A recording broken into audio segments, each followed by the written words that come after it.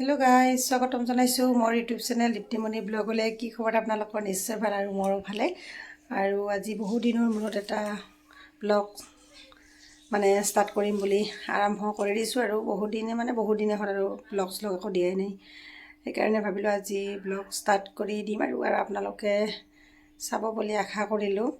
আজিৰ দিনটো মই কি কৰোঁ কি নকৰোঁ সকলোখিনি আপোনালোকক দেখুৱাম। আমিতো আৰু ঘৰতে থাকোঁ, হয়নে নহয়? হাউচ ৱাইফ যিহেতু, দুটা কৰি ল'ৰা ছোৱালী, এটা দিছোঁ হোষ্টেলত থাকে, ডাঙৰটো আৰু সৰুটো মোৰ লগত থাকে। দিনটো ঘৰতে থাকোঁ, ক'তো ফুৰিব চুৰিব যাব নাপাওঁৱে আৰু গেলেও ইমান শান্তি নাই আৰু। সেইকাৰণে ঘৰতে থাকোঁ আৰু ঘৰতে থাকি ভাবিলোঁ আজি এটা ব্লগ ষ্টাৰ্ট কৰি দিওঁ আৰু আপোনালোকে চাব বুলি আশা থাকিল। গাইজ, এতিয়া আমি চাহ খাব বহি লৈছোঁ। ইয়াত দেখিছেনে, গাখীৰ চিৰা আৰু মোৰ কাৰণে গাখীৰ, ভুজিয়া আৰু বিস্কুট। এইটো খাব আমাৰ মাজনীয়ে, টিকলিয়ে, আৰু এইটো ডাঙৰটোও খাই আছে ভুজিয়া কিবা কিবি। আটা পাৰি আছে, বেক লাগে বোলে তাক। ইমান জাল্লা দি মাৰে বাপ্পা। কি লাগে তক? কি বেক লাগে? তাৰ পাছত দিম, আগতে চাহ খা, এই খাব লাগে গাখীৰ, এই খা দিম দে। কি বেক লাগে? কি বেক লাগে? আগতে বেগ খানকে লৈ আহা। কি বেক লাগে তাক? বাপৰে বা, খাবার বস্তু শান্তি নাই। পটাপট ক'ত আছে বেগ? কি ক'ত ৰুমত বেগ আছে?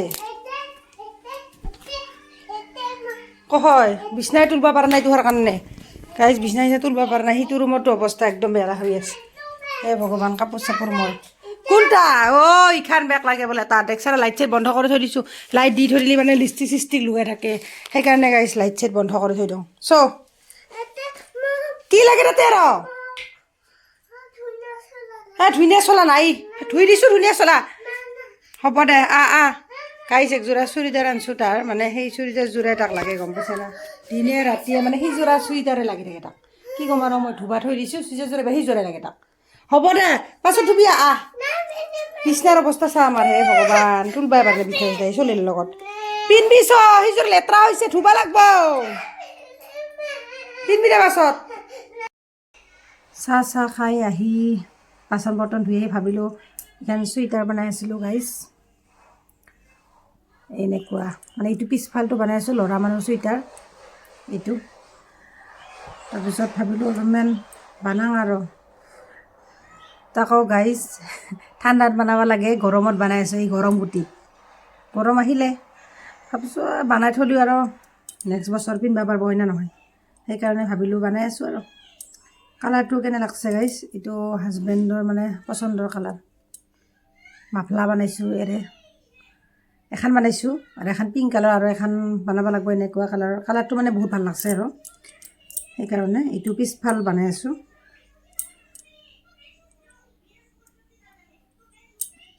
কালাৰটো মোৰ বহুত ভাল লাগছে, কিন্তু আৰু বনাই আছোঁ আৰু। ঠাণ্ডা গেলে গৰম আহিছে, নেক্সট বছৰ পিন্ধিব পাৰিব, হয় না নহয়? তথাপিও বনাই আছোঁ আৰু। চুইটাৰ বনাই কাই ভাল পোৱা কমেণ্ট কৰি জনাবি দেই। মই কিন্তু ঊলৰ কাম কৰি বহুত ভাল পাওঁ, সেইকাৰণে বনাই আছোঁ আৰু, হয় না নহয়? আৰু ফুল কমপ্লিট চুইটাৰটো হ'লে আপোনালোকক দেখুৱাম। এতিয়াতো পিছফালটোহে হৈছে, আগফালটো বাকী আছে। পিছফালটোতো ভালেখিনি আছে বনাবা। হ'ব, মই চলিৰ লগত দেৰি হয় আৰু বনাওঁতে, হয় না নহয়? মাজনীৰ লগত দিগদাৰ হয় আমাৰ, বনাবা কষ্ট হয়। কষ্ট মোৰ একো কষ্ট নহয়, তাৰ কাৰণে বনাব নোৱাৰোঁ। আহিলে ঊল চুল টানি লৈ যায়, এই হালা চালা ওলাই দিয়ে পুৰা। সেইকাৰণে বনা হোৱাৰ লগে লগে ওপৰত তুলি থ'ব লাগে। কিন্তু গোটেই ওলাই ফেলছিল আৰু ভৰাইছোঁ, বহুত অসুবিধা। সেইকাৰণে এতিয়া বনাই আছোঁ আৰু। টাইম লাগব কি বনালে সোনকালে হয়। আৰু ইমান জোৰো দিব নোৱাৰা, হয় নে নহয়? একদিনে বনাই থাকিলে চকু জালাং জালিং লাগে, পিঠি চিঠি কচকচাব ধৰে। ঊলৰ আগতে মই বহুত বস্তু বনাইছিলোঁ।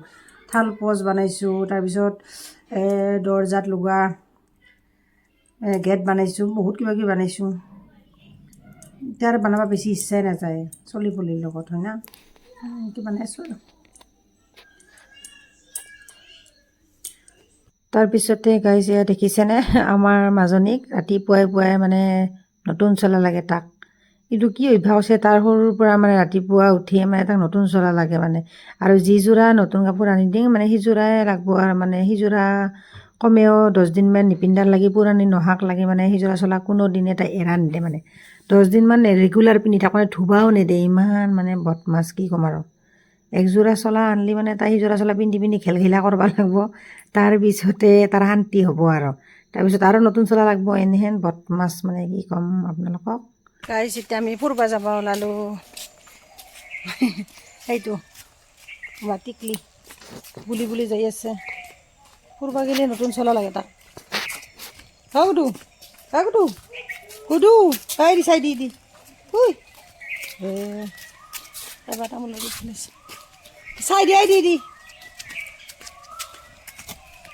এতিয়া যাব ওলালোঁ আৰু আমি আৰু তাৰপিছতে এয়া দেখিছেনে ডাঙৰটো তাক কান্ধত লৈ যাই আছে মানে বুলি বুলি গেলি দাউৰি হাউৰি পাথৰে চাথৰে মানে জহাই সহায় যায় কাৰণে তাক কলাত লৈ মানে কান্ধত লৈ যাই আছে আৰু ইয়াত দেখিছেনে সেউজীয়া পৰিৱেশ ইমান ধুনীয়া এয়া বাৰিষাৰ ঘৰ আহি পালোঁ আৰু এই ফুলডাল দেখিছেনে গাইছ ইমান ধুনীয়া বগা পাত আৰু ৰঙা ফুল ফুলে দেখিছেনে এয়াই আৰু তাৰপিছতে ঘৰ আহি পায়ে সোনকালে ভাত বনাত লাগি গ'লোঁ ফুৰি আহোঁতে মানে দেৰিয়ে হৈছে আমাৰ কমেও 10মান বাজিছে সেইকাৰণে পটাপট মাছ ভাজিছোঁ আৰু ইয়াত তিতা কেৰেলা আলু অলপমান ভাজি বনাম বুলি ল'লোঁ আৰু তিতা কেৰেলা ডাঙৰটো অলপমান মানে তিতা কেৰেলা খাব টান পায় সেইকাৰণে আলু মিক্স কৰি দিছোঁ খাব ভাল পায় আলু মিক্স কৰি দিলে আৰু ইয়াৰ পকা অমিতাৰ চব্জি অলপ মাছেদি বনাম আৰু ইয়াৰ পিঁয়াজ নহৰু আদা গোটেইয়ে দিয়ে যিহেতু আৰু কি কৈ থাকিম হয়নে নহয় আৰু অলপমান আদা জিৰা বটি লৈছোঁ আৰু বন্ধাকবি ভাজা কৰিম অলপমান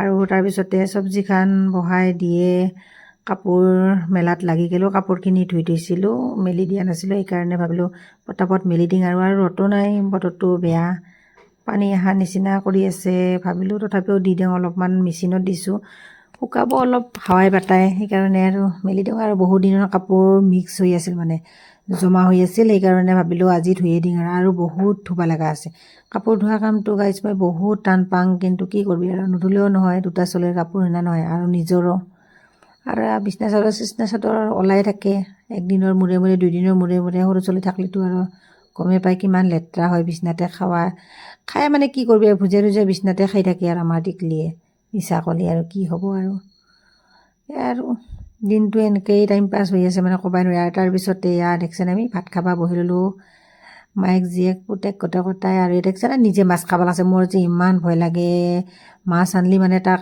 ভয়ে লাগে আৰু আমাৰ টিকলিক তাই মাছ আৰু মাংস খাব বহুত ভাল পায় কিন্তু কাটাৰ কাৰণে ভয় লাগে আৰু তাৰ কাৰণে আমি সৰু মাছ নাখাওঁহে গাইজ গম পাইছেনে এনে ৰৌ মাছে আনবা দিং আৰু আজিৰ ভিডিঅ'টো ইমানেই আছিল গাইজ ভাল লাগিলে লাইক কমেণ্ট শ্বেয়াৰ কৰি দিব না।